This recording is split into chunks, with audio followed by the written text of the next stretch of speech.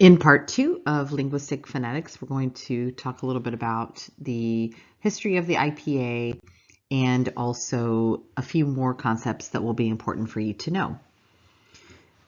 Within the IPA, sounds come in great variety in the world's languages. And the thing that there is in common is that speakers of all languages share the same anatomical system as the mechanism of speech production. So regardless of the language, we're using the mouth, we're using the lips, the teeth, the tongue, and so on to be able to communicate or to express sounds and to form them into words. The IPA was created in the late 1800s, and then it was revised and expanded in the years that you see there. So you can see multiple revisions and expansions over the years, but 2005 being the last one. It includes over 100 syllables to represent, or not syllables, excuse me, symbols to represent consonants and vowels.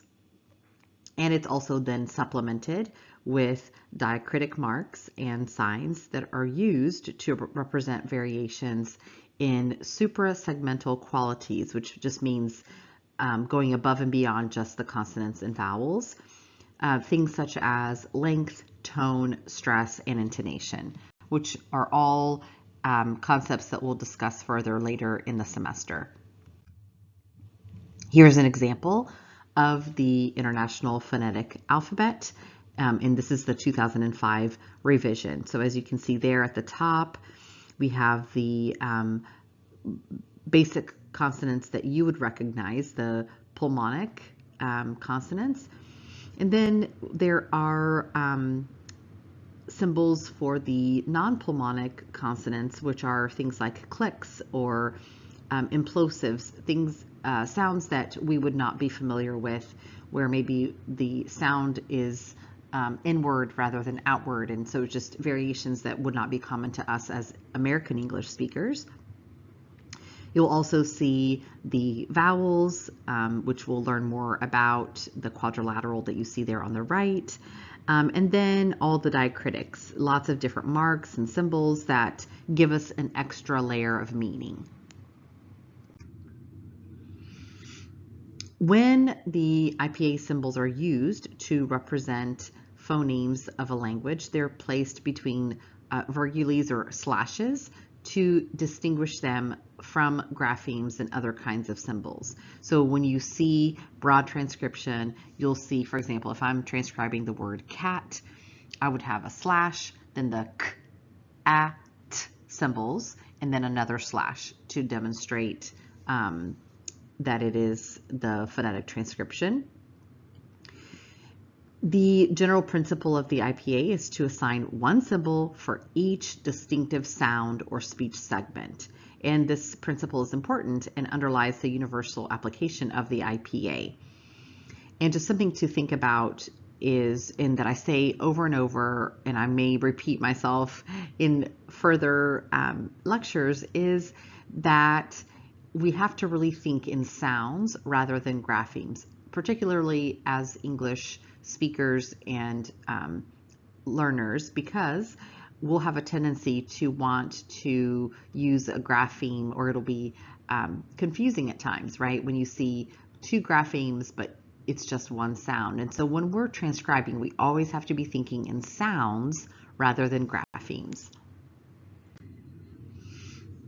And as I mentioned, that sounds are supplemented with diacritic marks and signs that are used to represent variations such as length, tone, stress, and intonation. And so these special marks, you'll have the different charts to look at and to learn these different diacritics. I will really isolate the diacritics that I'm going to expect you to know to about 10 that I feel like are more clinically applicable. So you won't have to learn the entire chart of diacritics, but we'll talk about that as we go on in the course.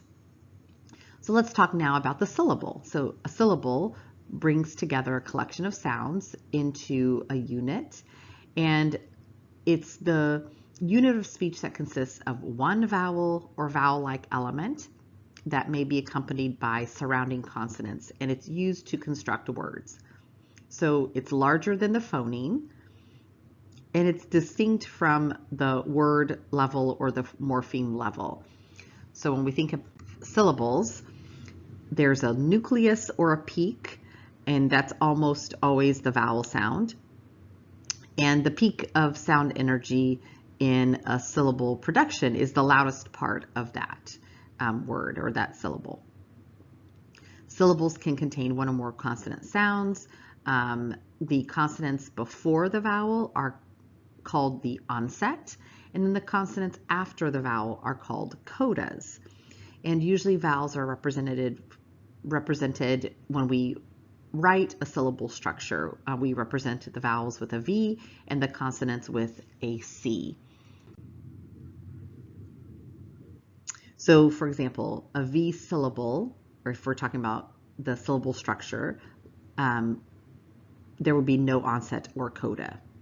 A CV, like for example, me, e, that syllable structure has an onset and a nucleus. For a CVC syllable, like cat, k, at, you see the consonant vowel consonant combination, we have an onset plus a nucleus plus a coda. We also distinguish syllables and talk about open versus closed. An open syllable is one that ends in a vowel, so there's no coda. An example would be he, and that's the CV syllable structure. And then a closed syllable is one that ends in a consonant, so an example would be heat, or like I said, cat, where we have a CVC syllable structure. And CV and CVC are the most frequently occurring syllable types in English. And here are just more examples of syllable types, and it's split into open versus closed. So you'll see lots of examples here. And one thing to note is that, again, we're not thinking of this in graphemes. We're thinking about this in phonemes. So for example, we have the word tray, T-R-A-Y, right? It is CC consonant because TR is a blend, not a digraph, right? Where it's two symbols and two sounds rather than two syllables and one sound. So the CC is correct there.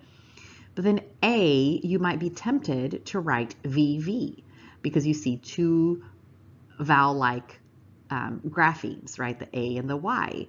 But the A is one sound. It's actually a diphthong, which we're going to talk about later. But it is considered one vowel sound. And so that's why you see CCV rather than CCVV, right? And let me see if there's an example here.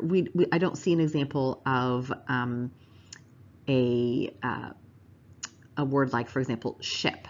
So we would have SHIP.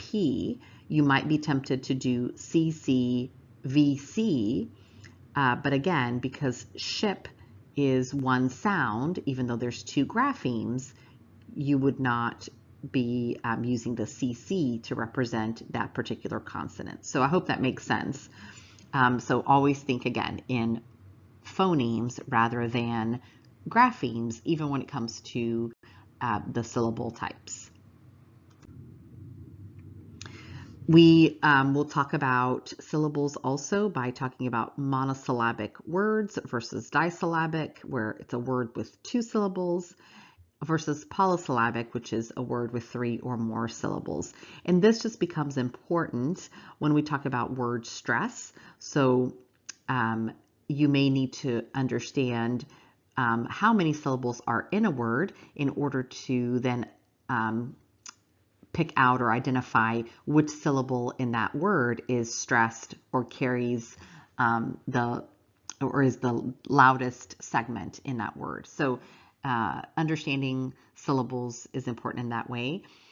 So monosyllabic words, single syllable, disyllabic 2, and polysyllabic 3 or more.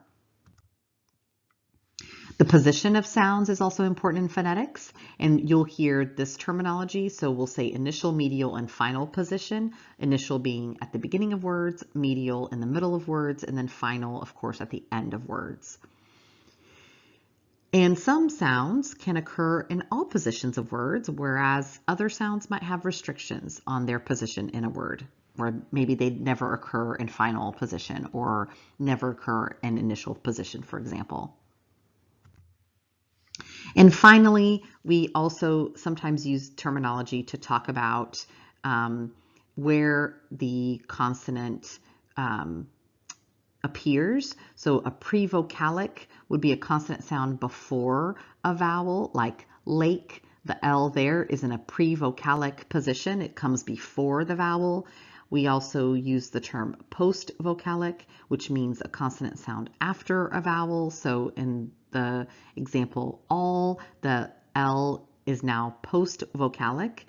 And we also have intervocalic, where the consonant is between the two vowels. So alone, it's an intervocalic position. So prevocalic, in this instance, the L is also in initial position. In the postvocalic example, the L is in final position. And in the intervocalic example, the alone is in medial position.